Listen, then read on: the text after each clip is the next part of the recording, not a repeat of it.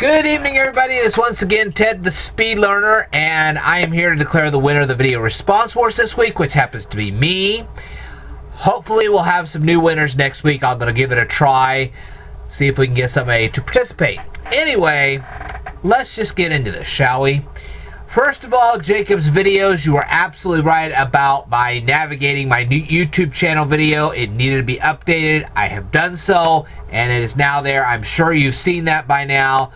And now everybody can find what they need to find on my channel based on that particular video. Alright. Now, why do I have my YouTube channel?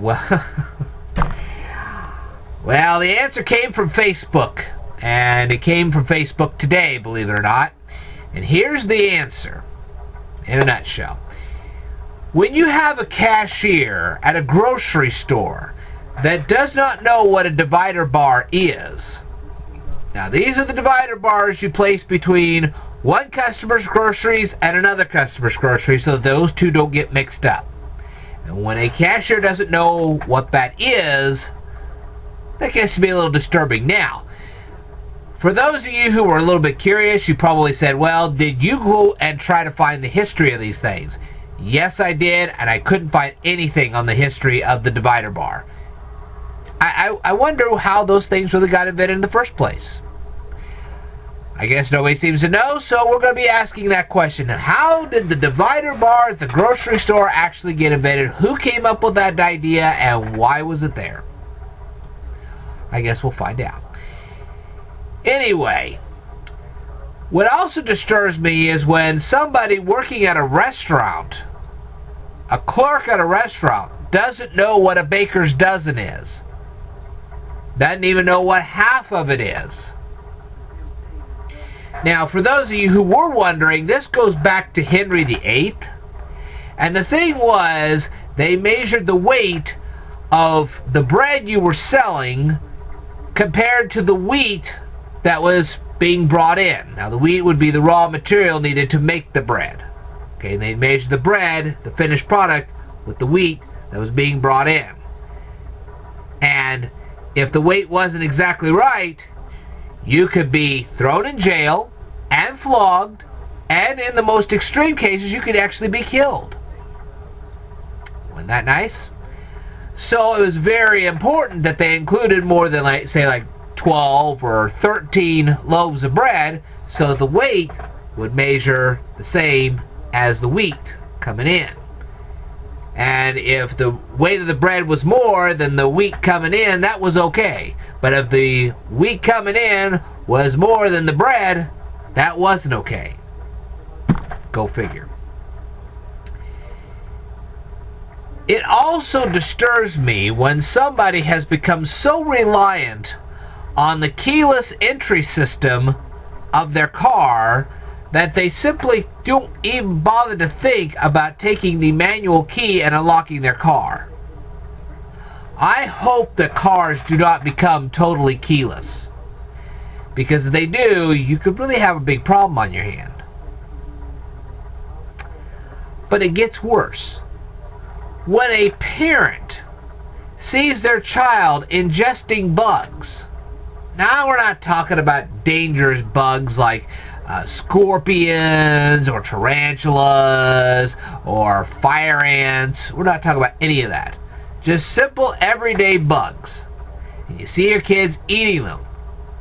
And then the parent gets bug killer and pours it down the kid's throat in the hopes of killing the bugs that he just ate. You wonder sometimes. I wouldn't do that. Might take him to the doctor, but I certainly wouldn't pour a bunch of bug killer down my child's throat. That's why I have a YouTube channel. I sat there, I kid you not, I watched a video.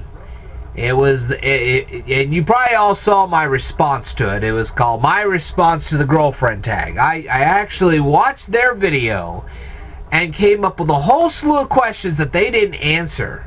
And instead of answering me back and saying, okay, I'm going to answer your questions, because they actually invited people to ask them questions. So I thought, okay, I'll do that. Instead of that, they just insulted me. And you should have seen the comments that were left on that video. There was no substance to it. It's just like I've been saying all along. People are getting more and more adapted to these smartphones, to the point that they're actually walking into the street and nearly getting hit by cars because they're paying so much more attention to their smartphones than the traffic around them. It was bad enough when they had the MP3 players. Now they got the smartphone.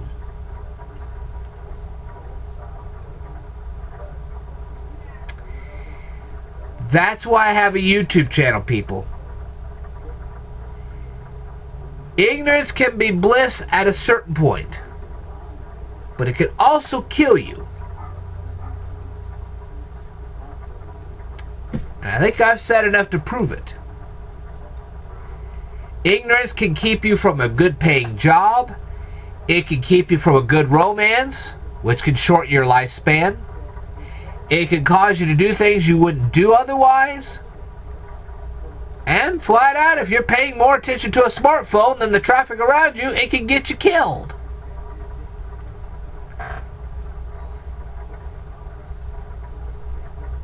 So ignorance is not always bliss. Sometimes it is, but sometimes it isn't. You have to know which is which. That's why I run this YouTube channel. 24 hours a day, 7 days a week. One day, and they've been talking about this for years, one day they will expect you to put your Social Security money in the stock market. How are you going to do that if you don't know anything about the stock market? If you can't perform simple mathematics, how in the world are you going to be able to invest in the stock market? You won't. And that's bad. So that's why I'm here. Anyway, if anybody ever figures out where the divider bar ever came from, leave a comment down below, leave me a video response. I'd love to hear from you. Will I be doing some more with accounting? Yes, I have actually been researching the LIFO method, and I found some information that I didn't know existed. So we're going to be covering that. Will I cover more on the RFID chips? You betcha. Will I be covering more Euclid proofs? You betcha. Will I be doing more Italian lessons? Yep. It's all coming. Anyway, I thank you for your time. You guys all have a wonderful evening. I will tell you more in a future video. Stay tuned.